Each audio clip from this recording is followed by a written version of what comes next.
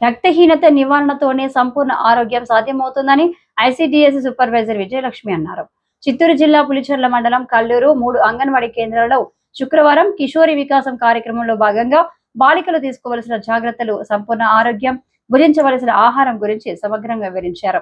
ఈ కార్యక్రమంలో మహిళా పోలీసు చెరీనా, ఏఎన్ఎం శవానా, అంగన్వాడీ కార్యకర్తలు సింధుశ్రీ, శ్యామల, ధనలక్ష్మి, అమృత, కుమారి, ఆశా కార్యకర్తలు ప్రమీల, మీనా తదితరులు పాల్గొన్నారు.